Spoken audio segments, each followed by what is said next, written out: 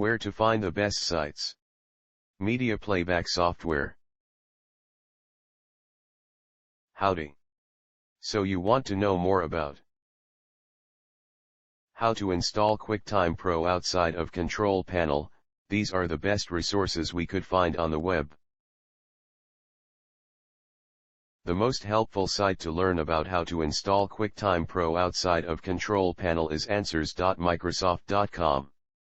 See the page titled Windows 7 Upgrading to QuickTime 7 Pro, Microsoft. Here's the link.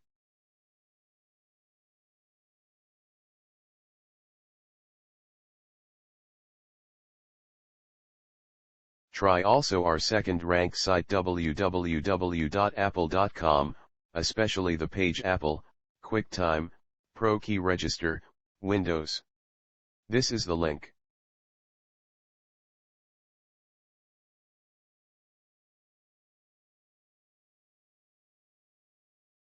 Last but not least, try our third-ranked site ask.brothersoft.com.